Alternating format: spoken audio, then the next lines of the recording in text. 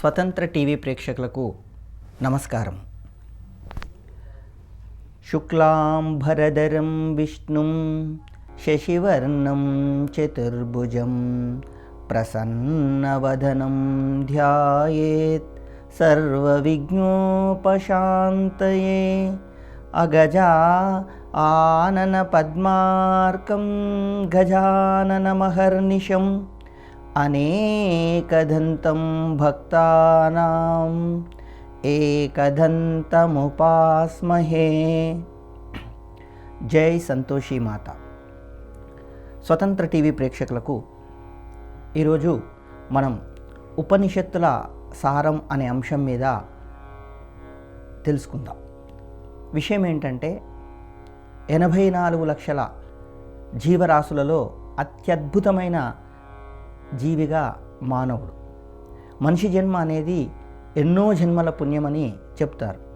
కానీ చాలామంది ఈ జన్మం ఎలా వచ్చింది, ఈ జన్మం యొక్క ముఖ్య ఉద్దేశం ఏంటి, మరి ఏం చేస్తే ఈ జన్మకు సార్థకత వస్తుంది, మరి ఈ జన్మ యొక్క అంతిమ లక్ష్యం ఏంటి అనే విషయాల్ని తెలుసుకోకుండానే వాళ్ళ జన్మలను అయిపోతుంది.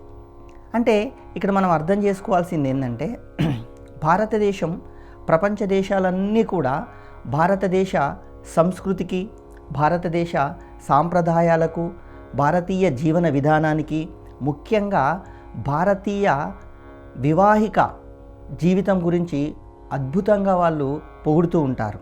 ఎందుకంటే ఒక పెళ్ళి అనేది మనిషి జీవితాన్ని మళ్ళీ మానవ జీవితంలో ఏ విధంగా కొనసాగాలో, అలాగే ప్రతి ఒక్కరికి కూడా ఆనందం అంటే ఏమిటి, అలాగే ప్రత్యుత్పత్తి, అలాగే ఈ జీవం ఇలా కొనసాగించుడు, ఇలా అనేక అంశాల గురించి ముఖ్యమైనది వివాహ వ్యవస్థ.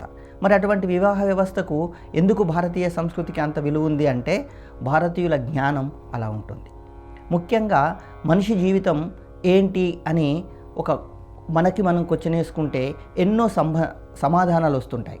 అందులో చాలా సంవత్సరాలుగా శోధించి ఛేదించి చేసిన ముఖ్యమైన సారాంశం ఏంటంటే, మానవ జీవిత అంతిమ లక్ష్యం మోక్షాన్ని సాధించడం.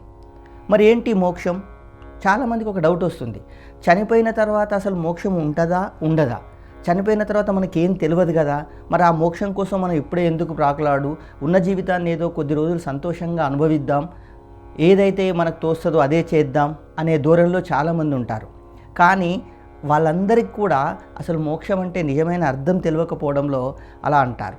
వాస్తవానికి ఏంటి మోక్షం అంటే, మోక్షం అంటే మరేదో కాదు, ఆనందం. మోక్షం అంటే మరో ఏదో కాదు, పరోపకారం. మోక్షం అంటే మరేదో కాదు, ధర్మబద్ధమైన జీవనం. మోక్షం అంటే మరేదో కాదు, ఇతరులకు సహాయం చేయడం. ఎప్పుడైతే ఈ లక్షణాలన్నీ మనిషికి ఉంటాయో, ఆ మనిషి ఖచ్చితంగా తాను ఉన్నా లేకున్నా తన కీర్తి ప్రతిష్టలు ఎంత కాలమైనా కొనసాగుతాయనడానికి ఎందరో మహానుభావుల చరిత్ర మనకు తెలుసు. మీ అందరికీ తెలుసు, తచ్చం యోరా వృణీమయే ఘాతుం యజ్ఞాయ ఘాతుం యజ్ఞపతయే దైవీ స్వస్తిరభ్యునాం స్వస్తిర్మానుషేభ్యం ఊర్ధ్వం జిగాతు భేషజం శంనో అస్తు ద్విపదే శం చతుష్పదే. పురుష సూక్తంలోని ఈ 2 శ్లోకాలు కొన్ని ప్రాంతాల్లో పురుష సూక్తానికి ముందుగా చదువుతారు, కొన్ని ప్రాంతాల్లో పురుష సూక్తం అయిపోయిన తర్వాత చదువుతారు. ఏంటి ఈ 2 శ్లోకాల యొక్క భావన అనేది మనం గమనించినట్లయితే, దీనికి మానవ జీవితానికి చాలా చాలా సంబంధం ఉంది. ఎందుకంటే చాలామంది పూజలు, వ్రతాలు, నోములు, ఉపవాసాలు, చిన్న చిన్న దీక్షలు చేసినప్పుడు భక్తి శ్రద్ధల్లో కొంత నిర్లక్ష్యం కనిపిస్తుందేమో, కానీ యజ్ఞం చేసేటప్పుడు మాత్రం తప్పకుండా ప్రతి ఒక్కరూ పూర్తి స్థాయిలో అటెన్షన్కి వచ్చి చాలా శుచిగా, శుభ్రంగా యజ్ఞవాటికను శుభ్రపరచడం, అలాగే సమిధలు సమకూర్చుకోవడం, ప్రతి ఒక్కటి మంత్రోచ్చారణ ద్వారా చేయడం, ప్రతిదీ కూడా ఒక నియమబద్ధంగా, నిష్టబద్ధంగా చేస్తారు. అలాగే మన జీవితాన్ని కూడా ఎందుకు ఈ జన్మ వచ్చింది, మన అంతిమ లక్ష్యం ఏంటి, మనం ఏం చేస్తే మనకు మోక్షం కలుగుతుంది అనేది మనం గమనించినట్లయితే మనకు చాలా చాలా గొప్ప గొప్ప విజ్ఞానం భారతదేశానికి ఉంది. భారతదేశానికి అద్భుతమైన సాహిత్య సంపద ఉంది.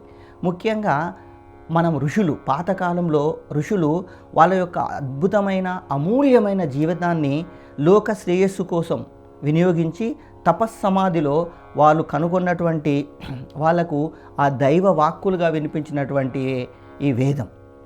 అందుకే వేదం భారతీయ జీవన విధానానికి గొప్ప పునాది.